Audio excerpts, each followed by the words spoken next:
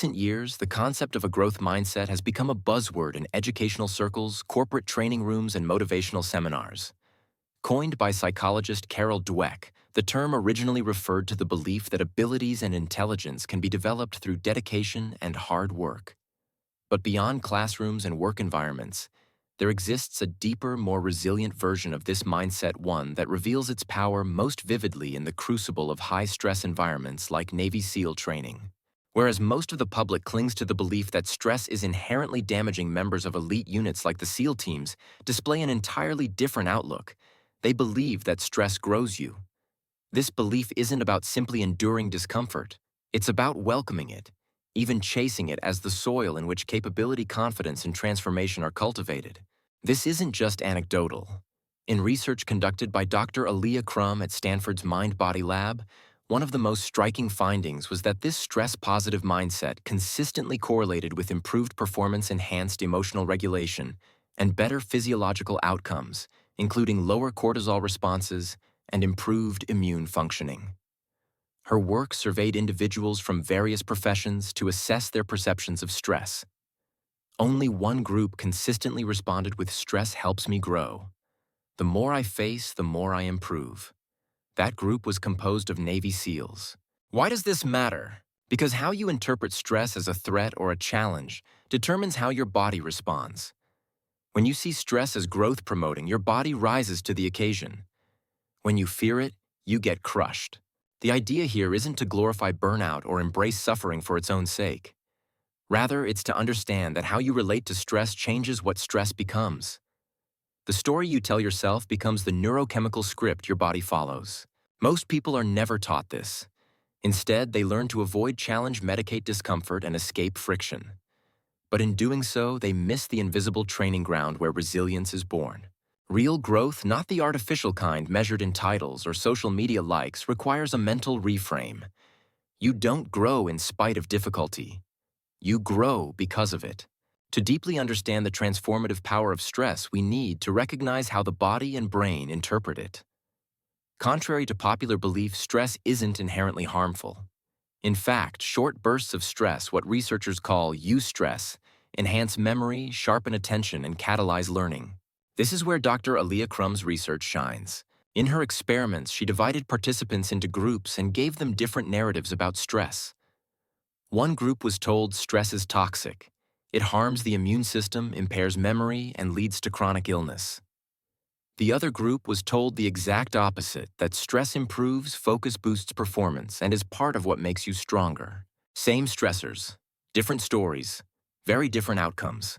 The stress-positive group not only reported better subjective experiences, but also performed better, had lower stress hormone levels, and showed more adaptive biological responses. Why? Because the mindset you bring to an event alters the biological reality of the event. When you tell yourself, "This is helping me grow," the brain recruits different neural circuits. It interprets the stressor as a challenge, not a threat. In threat mode, the brain conserves resources, avoids risks, and shuts down higher-order thinking. But in challenge mode, it opens up, engages creativity, and releases dopamine to reward perseverance.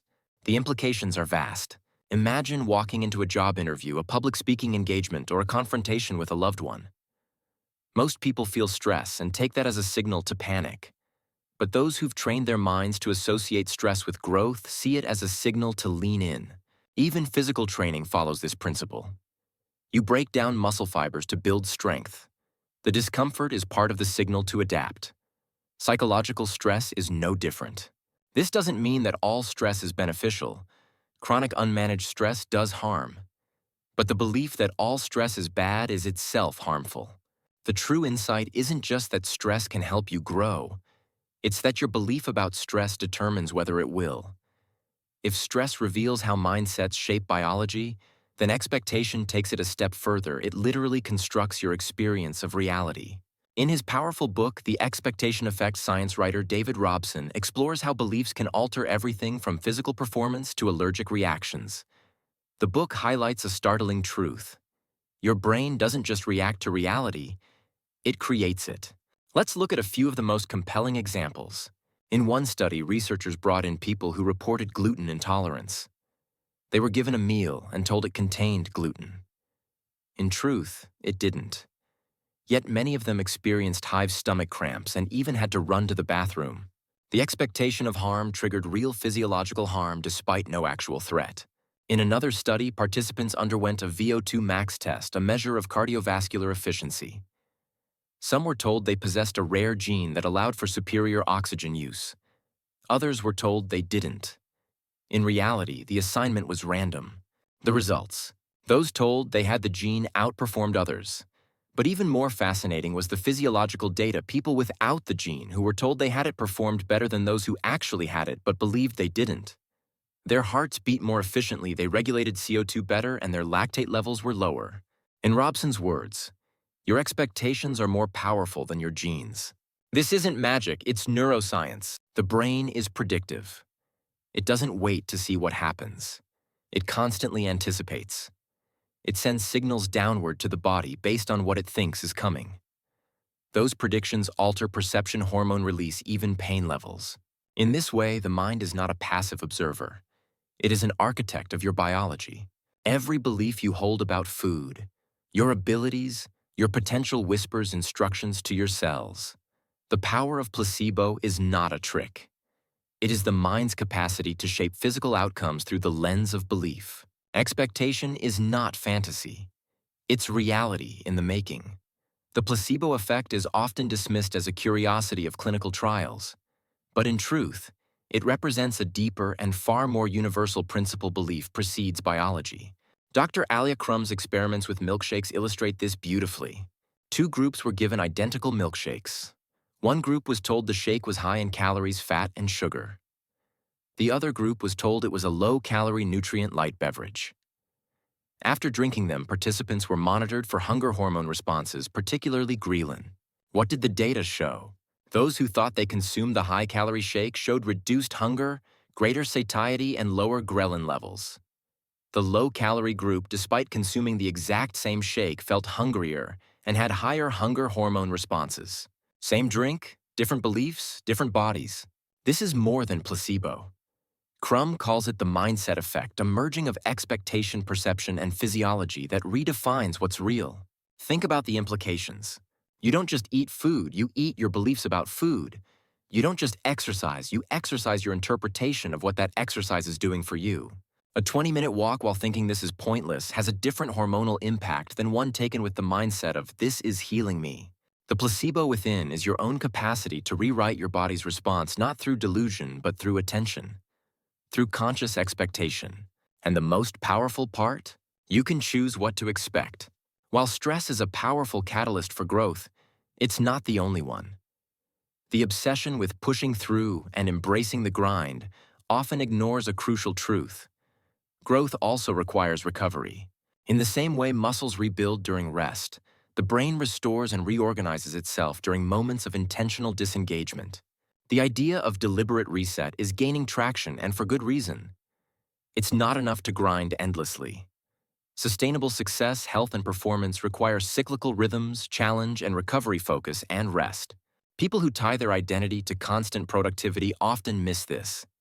They interpret any slowdown as laziness, but neuroscience tells us otherwise. Strategic periods of rest, walking without your phone, doing mundane tasks without stimulation, napping, even staring at the ceiling, allow the brain to consolidate memory, replenish neurotransmitters, and recalibrate emotional regulation. There is even growing evidence that breaks make focus stronger, not weaker. After high-intensity cognitive work, dopamine and norepinephrine become depleted. Without rest, motivation drops, focus scatters, and burnout looms.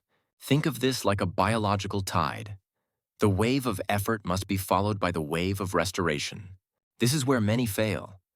They think if they're not on, they're wasting time. But the greatest performers, athletes, thinkers, artists understand that how you recover is as important as how you perform. Reset is not quitting. It's training for the next surge. So yes, adopt the mindset that stress grows you, but also adopt the mindset that rest builds you too. That stepping back is not losing momentum, it's storing power for your next leap. In the chaos of a stressful moment, whether it's a confrontation, a wave of anxiety, or overwhelming information, there is one tool that requires no equipment, no training, and no permission. It's with you at every moment of your life. And yet most people don't know how to use it intentionally. That tool is your breath. Breathing is one of the few physiological processes that can run automatically like digestion, but that you can also consciously control. This makes it a powerful lever into your nervous system. When you inhale, your diaphragm contracts downward, creating more space in your chest cavity. Your heart literally expands, slowing the flow of blood through its chambers. This sends a signal to your brain to increase your heart rate. When you exhale, the diaphragm relaxes upward, reducing the chest cavity volume. Blood now flows more quickly through the compressed heart, and a signal is sent to your brain to decrease heart rate. Inhale, gak speed up. Exhale, slow down. This process is known in neuroscience as respiratory sinus arrhythmia, the natural fluctuation of heart rate based on breath. It's also the core physiological basis for heart rate variability (HRV), which is increasingly recognized as one of the most accurate indicators of mental and physical resilience. What this means is simple but profound. You can directly change your emotional state by changing your breath. Want to calm down fast? Make your exhales longer and deeper than your inhales. Try the 4 to 8 technique. Inhale for 4 seconds, exhale for 8. Repeat for a few rounds. Want to wake up and become more alert? Try super inhales. Inhale through the nose twice in quick succession. Then release a slow exhale. This floods your brain with oxygen and increases alertness within seconds. These tools are not spiritual, esoteric, or placebo-based. They are grounded in the biology of your vagus nerve baroreceptors and brainstem. And most importantly, they are always available. When you control your breath, you control your brainstem. And when you control your brainstem, you take back command from the chaos.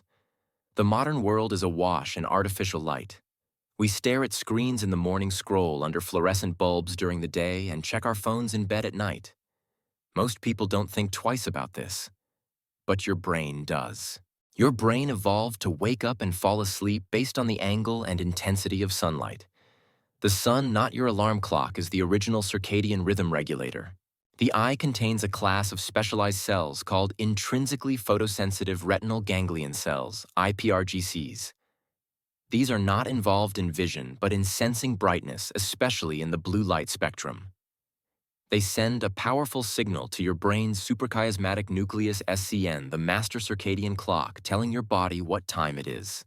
Here's why this matters. Within 30-60 minutes of waking, you need to go outside and get direct sunlight into your eyes without sunglasses, even if it's cloudy, even if you're busy. That early light triggers the release of cortisol not in a stress response way, but as a natural spike that increases energy, boosts metabolism, and sets the timer for melatonin production 12 to 14 hours later, helping you fall asleep at night. If you miss that window, your internal clock begins to drift. You may feel sluggish during the day, struggle to fall asleep, and wake up groggy even after 8 hours of rest. So how much light do you need? Clear day, 5 to 10 minutes. Cloudy day, 15 to 30 minutes. Overcast day, up to 60 minutes. But don't just stand by a window. Glass filters out much of the spectrum needed to trigger the SCN. You need unfiltered outdoor light even on overcast days. This is not about getting fresh air. This is about hacking your brain's master clock with the stimulus it was built to respond to. If you want better sleep, better focus, better mood, and a more resilient stress response, go outside in the morning. That sunlight is not just hitting your eyes. It's programming your biology. Circadian rhythms, from the Latin circa diem, about a day, govern virtually every process in your body. Sleep, digestion, temperature, hormone release, even cognitive performance. Yet most people unknowingly sabotage their rhythms every single day. You can think of your circadian rhythm as a 24-hour symphony with different instruments, hormones, neurotransmitters, behaviors playing at different times. If they play out of sync, the result is dissonance, fatigue, brain fog, anxiety, poor sleep, and weakened immunity. But when they're in tune, your body performs at its peak without needing willpower. Here are the key cycles and how to align with them. Morning cortisol rises naturally. Body temperature increases. You are primed for physical activity, problem-solving, and decision-making. Best time for intense work, exercise, and planning. Midday, serotonin rises, body temperature plateaus. Mental sharpness stays high. Ideal time for meetings, communication, and collaborative work. Late afternoon, minor dip in alertness. Physical strength remains high, but focus may drop. Best time for creative thinking or low-stakes tasks. Evening, melatonin starts to rise. Body temperature drops. Brain prepares for rest. Avoid screens and bright lights. Engage in calming activities. Night deepest sleep and recovery occur during the first 3 to 4 hours after sleep onset. Respect your sleep window and avoid stimulants late in the day. The most powerful way to stay aligned. Morning sunlight. Consistent sleep-wake times. Limited screen exposure after sunset. Evening wind-down rituals. Artificial light tricks your SCN into thinking it's daytime, delaying melatonin and lowering sleep quality.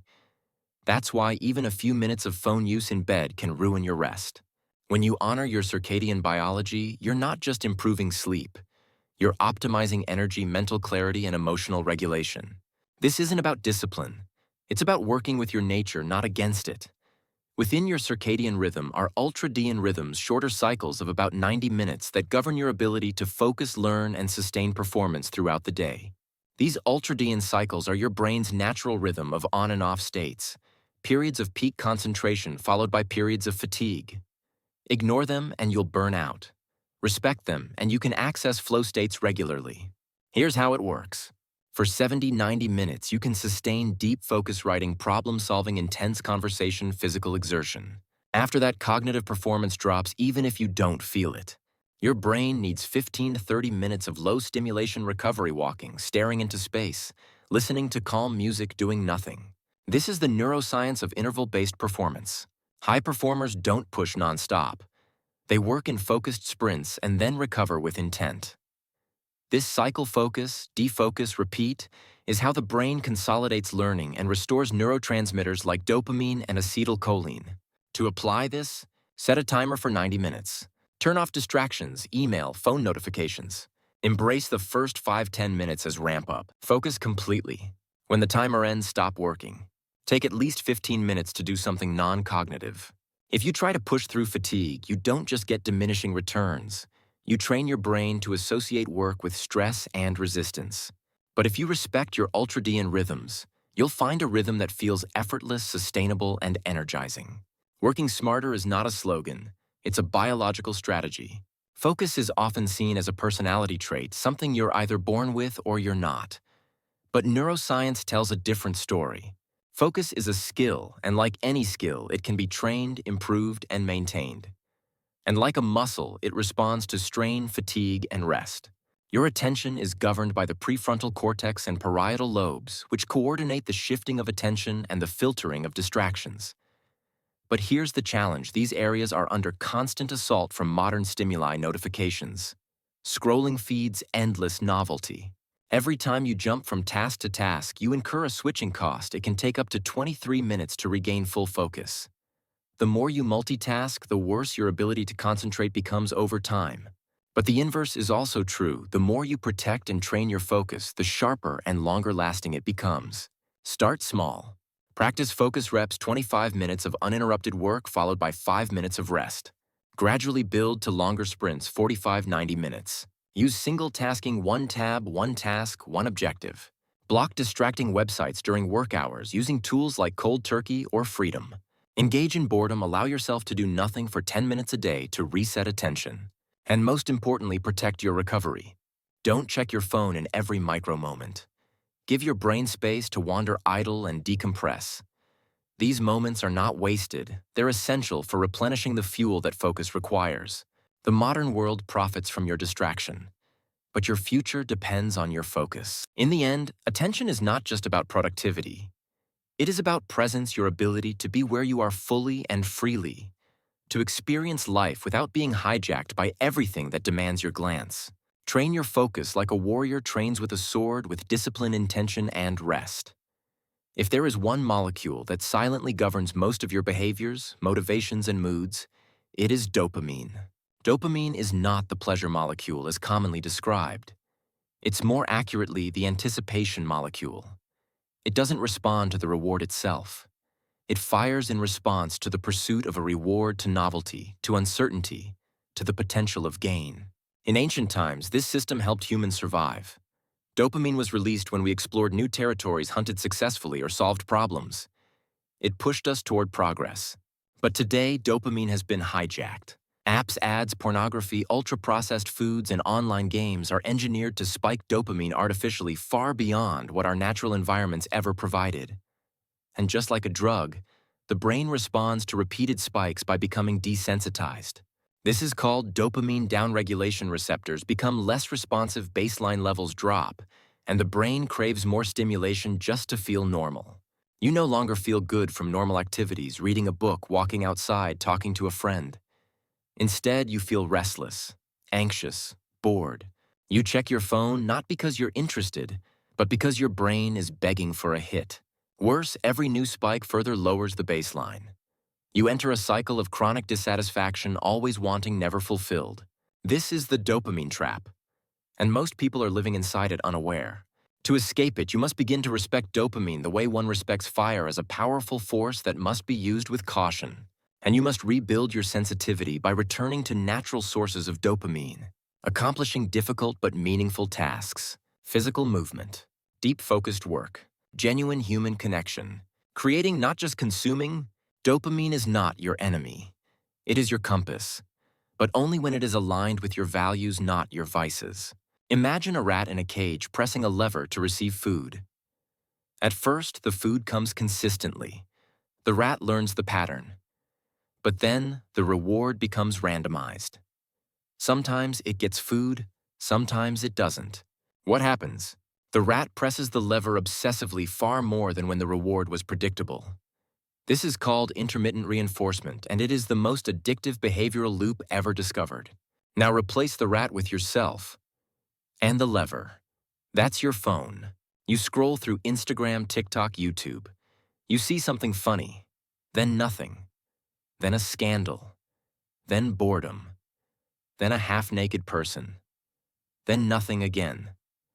Your brain, trained by intermittent dopamine hits, keeps scrolling, waiting for the next jackpot. And it doesn't even feel good anymore. You just can't stop.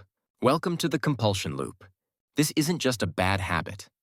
It mirrors the same neural pathways involved in obsessive-compulsive disorder, OCD. In OCD, an obsession, a thought leads to a compulsion, an action.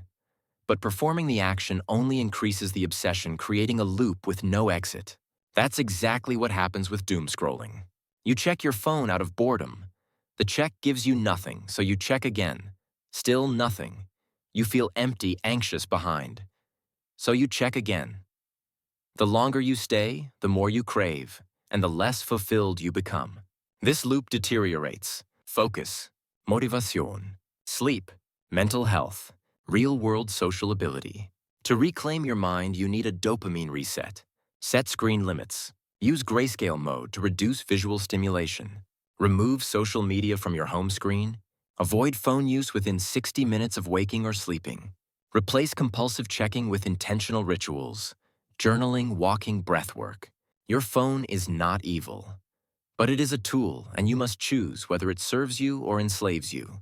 Modern life offers stimulation at every corner. You don't have to wait in line without entertainment. You don't have to be bored. You don't have to wonder, sit still, or be alone with your thoughts. And that is a problem. Boredom is not a flaw. It is space, the neurological room your brain needs to process, imagine, and regenerate. When your mind is constantly flooded with novelty, its capacity for depth erodes. Like a muscle overstimulated by jolts of electricity, your attention burns out. Your baseline dopamine drops. You find it harder to enjoy simple things. You need more stimulation just to feel okay. This is the neuroscience of hedonic adaptation. The more intense your inputs, the less satisfying they become. You've raised the bar so high that ordinary life feels numb. And so you seek more, a spicier show, a louder song, a riskier TikTok, a stranger headline. But every increase deepens the dependence. Eventually, you don't even enjoy the stimulation. You just need it to escape the discomfort of silence. This is why deliberate boredom is now a therapy. Let yourself be idle. Sit without a phone, walk without music, eat without TV. These small moments called dopamine fasts are not punishment, they are restoration. They allow your receptors to heal, your baseline to rise, and your joy to return. Hyperstimulation is an invisible thief. It doesn't take your money. It takes your capacity for presence. But it only keeps stealing if you let it. Dopamine is not only about tech and habits. It is the core chemical behind romantic longing, and the intensity of missing someone may be the most powerful form of reward anticipation that humans know. This is why the phrase absence makes the heart grow fonder has neurobiological truth. When you're in love, the brain creates an association between a person and a reward. When that person is near, dopamine is released, and the reward is received. But when they're gone, dopamine builds in the anticipation of reunion. This positive pain longing can feel like suffering, but it's a vital part of emotional connection. It amplifies appreciation. It binds you deeper. It turns reunion into a surge of fulfillment. In today's hyper-connected world, we've lost the value of absence. Texts, DMs, Snapchats, they replace presence with a digital placeholder. And in doing so, they dilute the potency of reunion. Learning to be apart is not about distance. It's about regulation, allowing dopamine to cycle, to rebuild, to intensify your emotional capacity. The same is true for desire. The constant availability of sexual images and stimulation online dulls the brain's capacity for real connection.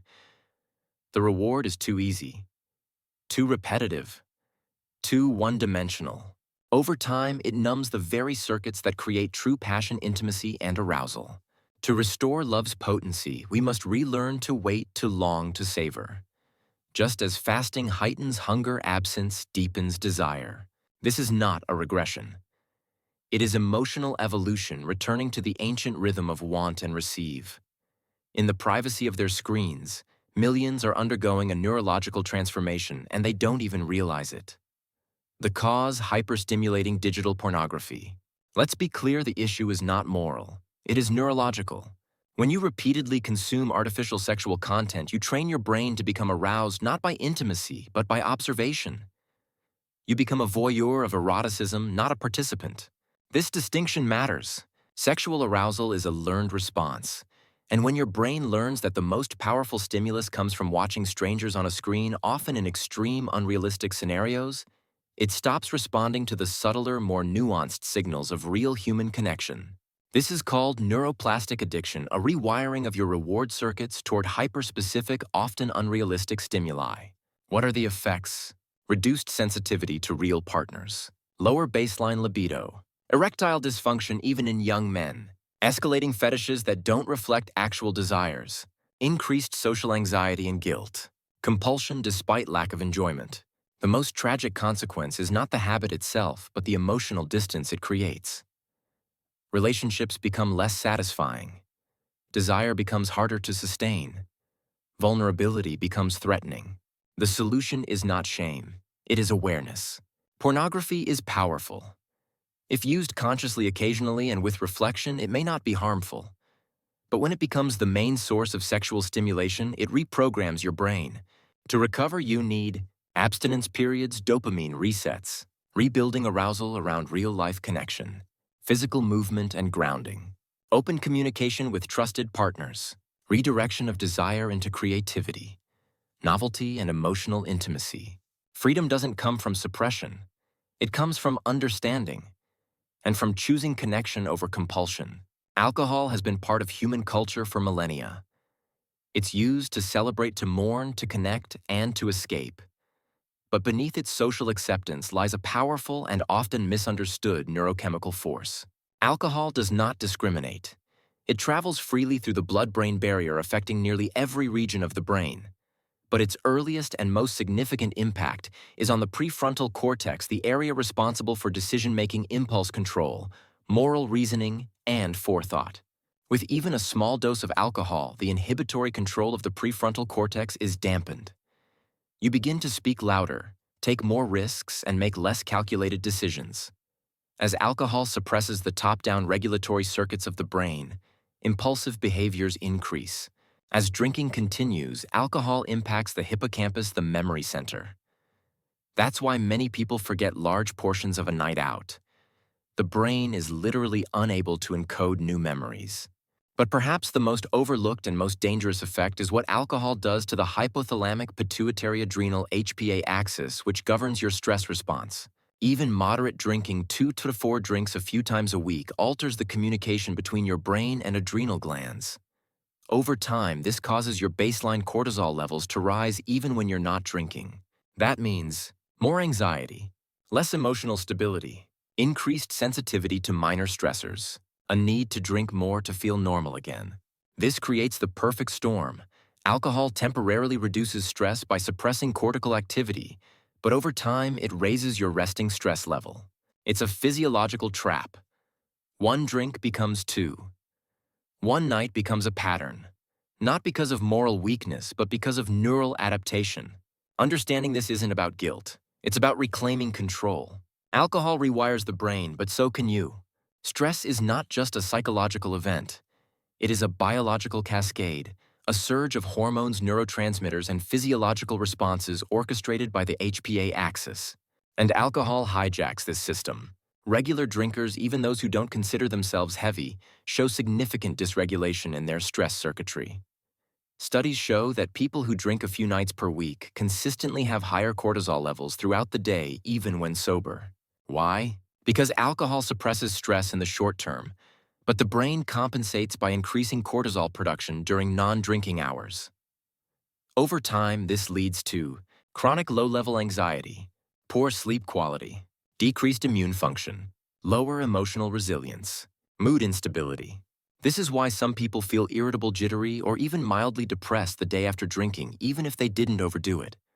Their bodies are trying to rebalance cortisol and neurotransmitters after an artificial high. And here's the paradox. The more often you drink to relax, the less able your nervous system becomes at relaxing on its own. Eventually, natural calming mechanisms like deep breathing, laughter, social support lose their potency. You become biologically dependent on alcohol for emotional regulation. This is not addiction in the traditional sense, but it is neurochemical dependence, the silent erosion of your baseline peace. The good news, the system can be restored. It takes 30 to 60 days of abstinence to normalize cortisol, regular morning sunlight to reset circadian rhythm, exercise and cold exposure to retrain stress resilience, social connection without substances to restore oxytocin and serotonin levels. You can't change what alcohol has done, but you can stop reinforcing it. And in doing so, you give your body a chance to remember how to feel good again on its own terms. The human brain is a thermostat for mood.